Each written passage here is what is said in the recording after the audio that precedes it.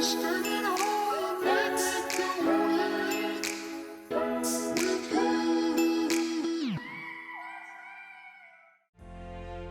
donkey named Eeyore is his friend, and Kanga and Little Roo.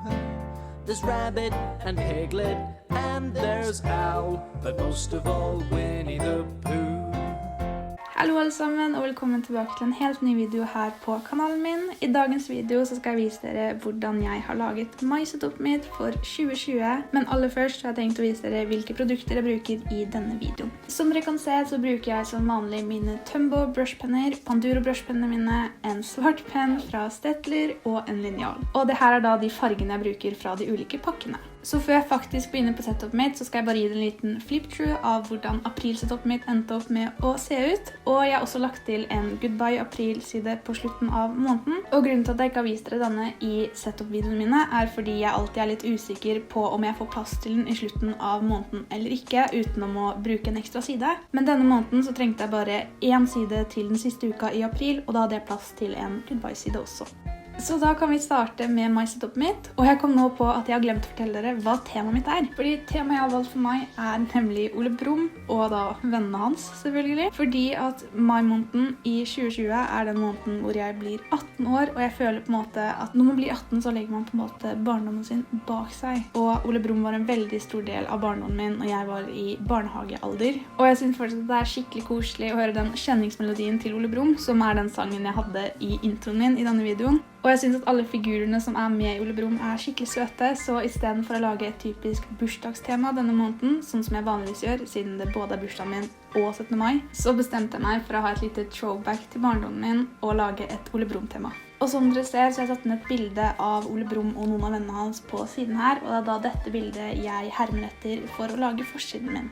Og jeg beklager virkelig for at dette klippet er veldig blurry. Jeg glemte å stille inn fokuset etter at jeg hadde tegnet masse, så det ble helt forferdelig, og jeg fant ikke ut før jeg var ferdig, så jeg beklager virkelig for at dere må se på det. Men heldigvis så er fokuset mye bedre i resten av videoen, så i stedet for å tegne hele forsiden på nytt, så valgte jeg å bare la det klippet være sånn som det er, og satse på at det går fint. Og som noen av dere kanskje har lagt merke til på det bildet ved siden av, så har hverken Tigergutt eller Tussi en hale. Og jeg synes det ble litt feil at vi ikke skulle ha med halen deres, fordi jeg hadde veldig lyst til å tegne den av en eller annen grunn. Så derfor valgte jeg å ta meg den friheten og legge til en hale på begge to. Og som dere ser så mangler jeg en overskrift.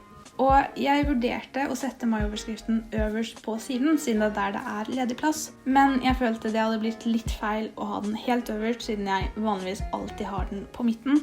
Så jeg valgte i stedet å klippe ut en liten firkant som jeg skrev My på.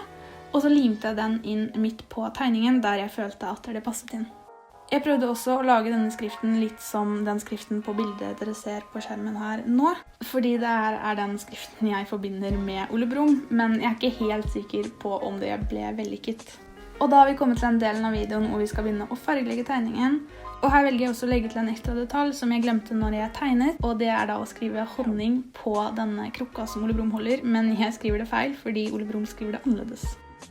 Jeg er så glad for at jeg hadde riktige farger til de figurene her, for som dere kommer til å se etter hvert, så har jeg riktige farger til både Nasse og Tussi, og det hadde jeg ikke hatt hvis jeg bare hadde brukt Panduro-tusjene mine. Men du trenger selvfølgelig ikke lage dem prikk like som det bildet du finner på nettet eller som i serien. Så det fungerer selvfølgelig å bruke en annen blåfarge eller lage Tussi grå, sånn som man er i serien, men på det bildet jeg fant, så hadde den nøyaktig den samme blåfargen som jeg har i Tumbo-settet mitt. Jeg må innrømme at jeg synes Ole Brumm ble litt for gul, så jeg angrer litt på at jeg brukte akkurat den gulfargen. Men han skal jo faktisk være gul, så jeg tror ikke det er et veldig stort problem. Selv om jeg angrer litt på at jeg ikke tok en lysere gulfarge.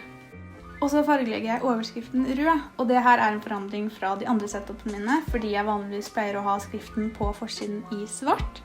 Men siden Ole Brumm sin skrift er rød, så valgte jeg å lage denne rød. Og det kommer jeg for så vidt til å gjøre på typ alle overskriftene i hele setupet, så dere kommer nok til å bli lei av å se meg fargelegge røde bokstaver. Og der vil jeg si meg ferdig med forsiden, og vi kan gå over til kalendersidene mine. Som vanlig så er det første jeg gjør på denne siden å tegne opp kalenderen min, og måten jeg gjør det på er å lage bokser som er 3 x 3 cm store. Og når jeg har tegnet opp alle disse boksene, så skriver jeg inn tallene fra 1 til 31, siden det er 31 dager i mai. Deretter så begynner jeg å tegne opp goalsboxen min, hvor jeg rett og slett bare skriver ned alle målene som jeg har for meg selv i løpet av måneden. Og disse målene går da under kategoriene bullet journal, YouTube, skole og mer generelle ting som jeg da kaller for annet. Og så skriver jeg på overskriften min, og jeg tror den siden her er den eneste siden hvor jeg ikke skriver overskriften i Ole Brumm-skrift, som jeg da kaller det. Og så legger jeg til en tegning av Ole Brumm som spiser honning. Jeg er litt usikker på hvor fornøyd jeg ble med denne tegningen, men den ble ikke helt forferdelig, så jeg lar den være der likevel. Jeg tegner også opp en liten bie ved siden av Ole Brumm, fordi jeg synes det passer veldig bra til det faktum at han faktisk spiser av en honningkrukke. Og jeg legger også til en liten tegning av Nasse på andre siden av kalenderen. Og deretter kan jeg begynne å fargelegge tallene i kalenderen min. Og de fargene jeg bruker til å gjøre dette er rød og gul. Eller jeg bruker da gulfargen til å fylle ut dagene etter hvert som dagene går i løpet av måneden, fordi jeg føler at rød og gul er de typiske Ole Brumm-fargene. Så derfor bruker jeg også disse fargene på goalsruta mi. Og som dere ser så bruker jeg 2 forskjellige gulfarger når jeg fargelegger Ole Brumm denne gangen. Og siden jeg klagde på at gulfargen i stad var litt for mørk, og fordi at honningen må være mørkere enn Ole Brumm, så bruker jeg den lyseste gulfargen til å fargelegge Ole Brumm. Og da selvfølgelig den mørkere gulfargen til å fargelegge honningen. Og så kan jeg skrive inn hva som skjer i løpet av måneden. Og det største som skjer denne måneden er da selvfølgelig at jeg blir 18 år, faktisk allerede 6. mai. Og så har vi i tillegg 5 tentamener i løpet av denne måneden, så jeg må også skrive ned disse. Og der vil jeg si meg ferdig med hele kalenderen min, og vi kan gå over på Mood Tracker-siden min. But most of all, Winnie the Pooh. Winnie the Pooh. Så det første jeg gjør på denne siden er å skrive mood i typisk Ole Brumm-skrift, og da tracker sånn som jeg vanligvis pleier å skrive det. Og deretter begynner jeg å tegne opp 31 honningkrukker, og dere aner ikke hvor mye jeg angrer på det valget her, for det er det kjedeligste jeg har gjort på veldig lenge. Det er også derfor mange av krukkene ble ganske rare når det kommer til formen, fordi jeg rett og slett ikke gadd å gjøre det fint, og jeg vet det er en veldig dårlig egenskap, men det var helt forferdelig. Og når jeg endelig er ferdig med å tegne opp alle disse krukkene, så skriver jeg inn tallene fra 1 til 31 inni hver lapp på honningkrukka, fordi jeg tenker at jeg skal fargelegge lappen i løpet av måneden, og ikke hele krukka. Og så skriver jeg da opp moodene mine, som da er glad, trist, helt ok, trøtt, moody og sliten. Og så fargelegger jeg overskriften rød og alle krukkene brune. Og jeg bruker de fargene dere ser på skjermen til å fylle ut moodene mine i løpet av måneden. Og der vil jeg si meg ferdig med mood tracker-siden min, så vi kan nå gå over på habit trackeren min. But most of all, Winnie the Pooh.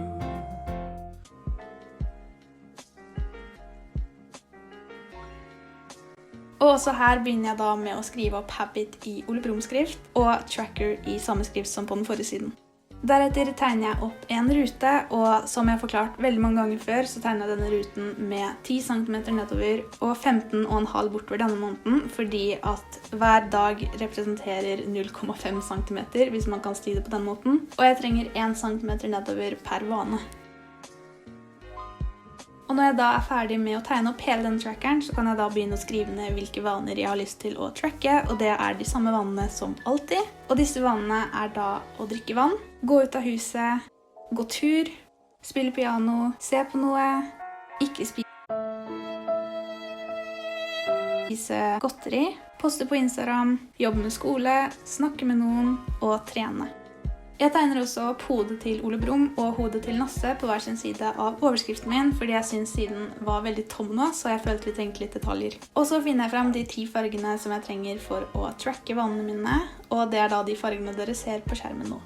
Deretter bruker jeg en rødfarge igjen til å fargelegge overskriften min, og jeg bruker de samme fargene som jeg har gjort på både Nasse og Ole Brumm tidligere til å fargelegge hodene. Og der vil jeg si meg ferdig med habit trackeren min, så vi kan da gå over på spillelistesiden. But most of all, Winnie the Pooh. Winnie the Pooh. Og det første jeg gjør på denne siden er igjen å tegne opp mai-overskriften i typiske Ole Brumm-bokstaver, og så skriver jeg playlist over i løkkeskrift. I tillegg så legger jeg som vanlig til noen spillelistedetaljer under overskriften, og jeg velger også å tegne opp hodet til Tussi og Tigergutt. Og deretter begynner jeg med selve spillelistesetupet, og som dere kanskje vet så pleier disse boksene å være helt firkantet, bortsett fra forrige måned hvor jeg lagde dem skyforma. Så denne måneden så har jeg tenkt å lage dem så å si firkantet igjen, bare at jeg har valgt å gjøre kantene litt runde i forhold til hvordan de har vært tidligere. Og hvordan jeg gjør dette ser dere jo da på skjermen, men det som er forskjellen fra hvordan jeg har laget dem tidligere, er at jeg vanligvis har laget 2,5 cm lange linjer nedover og 6 cm lange linjer bortover, men denne gangen så lager jeg 1,5 cm lange linjer nedover og 5 cm linjer bortover, fordi jeg må ha 0,5 cm på hver side av disse linjene, slik at jeg har plass til å lage hjørnene litt runde. Fordi jeg tenker det blir litt enklere enn å lage streker med en liten bøy på sidene. Så når jeg er ferdig med å lage disse boksene, så begynner jeg å fargelegge hodet til Tigergutt. Og det første jeg klarer å gjøre er å bruke oransjefargen min på feil sted. Men utenom det så ble jeg faktisk ganske fornøyd, fordi det gjorde ikke så mye at det ble en liten oransje strek på tuppen av nesa. Og her bruker jeg da også de samme fargene som det jeg brukte til å fargelegge både Tigergutt og Tussi på forsiden. Og jeg fargelegger også som vanlig overskriften min rød. I tillegg så bruker jeg en gulfarge til å risse inn boksene mine, og jeg bruker rødfargen min til å lage en strek halvveis gjennom hver boks. Og der vil jeg også si meg ferdig med spillelistesiden min, og vi kan gå over på den første ukentlige siden. Og det blir også da den siste siden jeg kommer til å vise av dette setupet, fordi jeg ikke vet hvordan resten av ukene mine kommer til å se ut enda, så da er det litt umulig for meg å lage dem allerede nå. Og som dere ser, så skriver jeg da opp Vik i Ole Brumm-skrift, og denne gangen så kan jeg faktisk herme etter bokstavene i den skriften som jeg viste dere i stad, fordi W er den eneste bokstaven jeg har brukt dette setupet som faktisk er med i den engelske Ole Brumm-skriften. Jeg skriver også opp 1. til 3. mai, fordi dette er de eneste dagene i den første uka av mai. Og jeg tegner opp en ballong rundt denne skriften, fordi jeg føler at jeg har sett et bilde av Ole Brumm og en ballong en gang, så jeg føler på en måte at det passer litt inn i temaet mitt. Deretter så skriver jeg opp fredag 1, fordi 1. mai er en fredag. Og jeg bruker også gulfargen min til å markere denne skriften og til å fargelegge ballongen. I tillegg så legger jeg til et punkt som jeg da farger rødt. Og da vil jeg da egentlig si meg ferdig med hele setupet mitt. Jeg håper virkelig at dere likte dette setupet, og at dere har lyst til å følge meg videre. Hvis dere har lyst til det, så håper jeg at du gidder å trykke på abonner-knappen, og kanskje du til og med vil sjekke ut Instagrammen min. Jeg har linket til alle produkter jeg har brukt i denne videoen nede i beskrivelsen, sammen med en link til spillelista mi på Spotify, hvor jeg da legger inn alle sangene som jeg fyller ut på spillelistesiden min i løpet av måneden, og også en link til Instagram-brukeren min. Hvis du har noen ideer til hva jeg kan ha som tema i neste måned, eller hvis det er noe du har lyst til at jeg skal gjøre bedre eller annerledes, eller bare rett og slett noe du likte kjempegodt med denne videoen, så vær så snill å kommentere det nede i kommentarfeltet, sånn at jeg får litt tilbakemelding. Og så må jeg bare si tusen takk for at du har sett hele denne videoen helt til nå. Det betyr ekstremt mye for meg, og jeg håper du har lyst til å se på neste video også. A donkey named Eeyore is his friend, and Kanga and Little Roo. There's Rabbit and Piglet, and there's Al, but most of all Winnie the Pooh.